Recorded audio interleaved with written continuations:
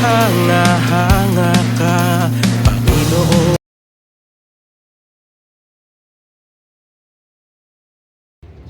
Good morning, Kuya Ryan po, at narito po ako para ihatid sa inyo ang kwentong SKK. No? Ito po ay paghahanda namin sa aming nalalapit na ika-6 na taong anibersaryo. At meron po tayong mga ilang sambahay na in-interview, no? Para kunin po ang kanilang damdamin, no? At karanasan, malaman ang kanilang karanasan patungkol sa sambahay kilusang Kristiyano. Panoorin po natin.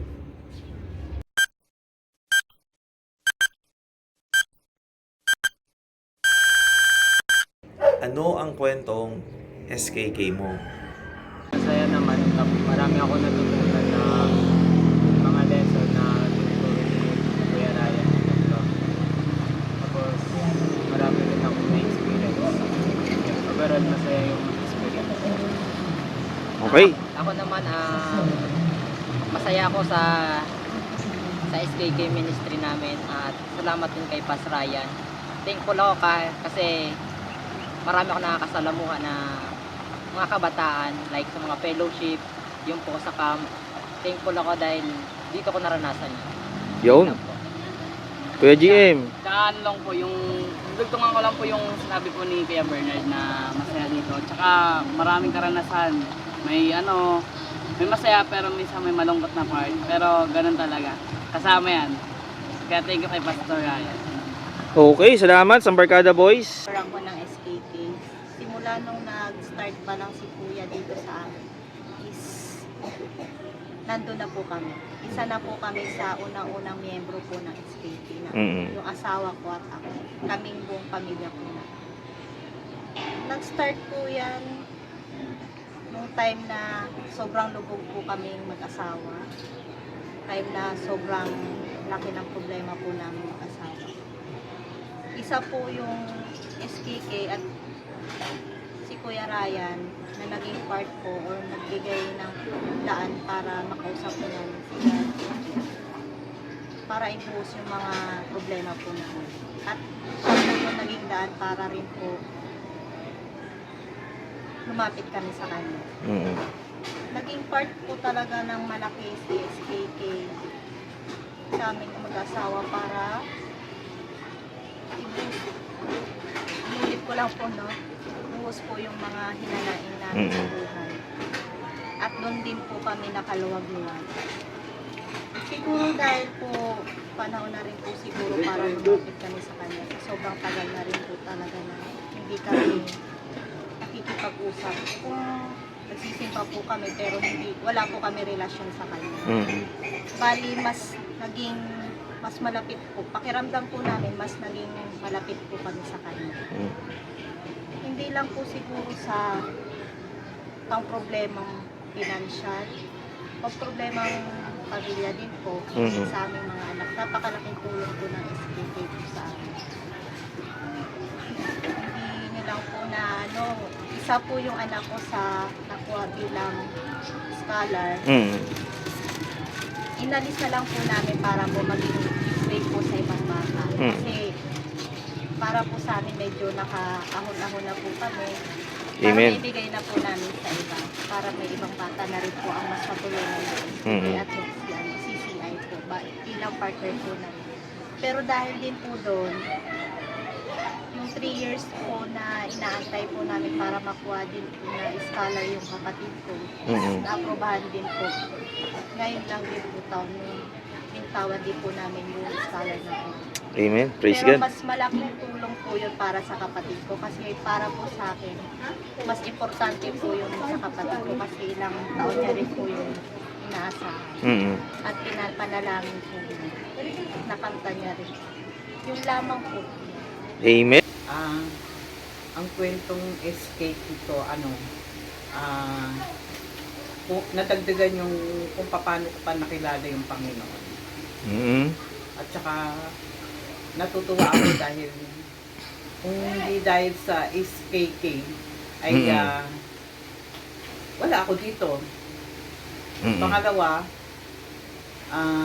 doon ko na realize na bilang bilang Kristiyano, kailangan mo talaga na mahasa pa sa salita ng Diyos.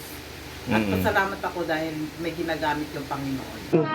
Kasama ko po ngayon si Nanay Aida, ang ating Woman of Peace sa SKK, no? Ang kanilang tahanan po ay pinapagamit sa ating gawain. Halos 5 taon na rin po, no? Magandang hapon, Nanay Aida. Ano po ang kwentong SKK nyo? Yung ako naman ay hindi lingid sa aking kaanuan. Dati naman kasi kaming Christian. Tapos, yan na lang, yung anak kong isa na membro ng SPP. Tapos, nakiusap siya nga kung pwede dito sa tahanan namin, ay pumayag naman ako, siyempre, para naman yan sa Diyos. Pagkakilala namin kasi sa Diyos, kahit maliit lang ang tahanan, pwede na rin para sa pagsisimula. Yan lang. Awa naman ng Diyos, pati yung iba kong mga anak, maliban yung isang anak. Si Ryan, hindi pa namin makumbinsi. Meron pa siya sariling mundo. Kaya, yun ang nagdadasal ko nga sana mahagayat din namin sa gawain. Amen. Ayun, salamat po. SKK po ay nagsimula sa contact sa mga dati ko pong naturuan ng mga bata, no? That was 20 years ago. At nagsimula po kami ng gawain sa isang bahay lang, no? At hanggang naging 4 po na Bible studies ito. And then later on ay nagturo na kami sa mga bata tuwing Saturday, no? Kasama ko si Mrs.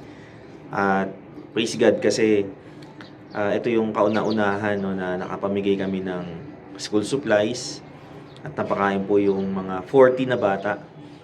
At ito po ay sa pamagitan ng grasya lamang ng Diyos, no, dahil wala po kaming pondo, supporter o donors, no, sa aming pagsisimula. Pero napakabuti ng Diyos, tapat ng Diyos. At lalo ngayon, no, sa ika-6 na taong anibersaryo ay patuloy kaming umaasa, nananampalataya na ang Diyos po ang magkakaloob, no, upang ipagdiwang ng sama-sama ang kabutihan ng Diyos sa amin. At mayroon din po tayong 3 babautismohan, no, mag-ina na under po ng educational sponsorship program ng Care Channels na partner natin. At gayon din yung kabataan natin na nakilala ang Diyos sa pamamagitan ng sambarkada o samba at barkadahan sa Panginoon. So nawa po ay samahan nyo kami sa aming journey na pagbabago ng bawat pamilya at pagbabago ng komunidad sa pamamagitan ng kapangyarihan ng Diyos. Maraming salamat po. Muli po, Kuya Ryan. At pagpalain po tayong lahat. Happy 9th year anniversary, SKK!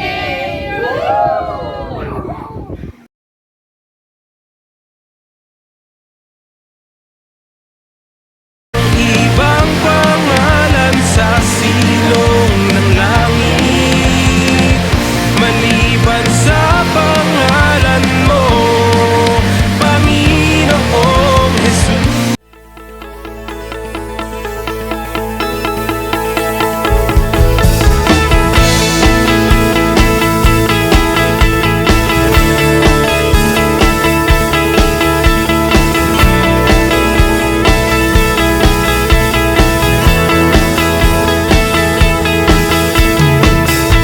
Nagtagumpay ang biyaya, nagwagi ang pag-ibig, napatawad ang mga sala,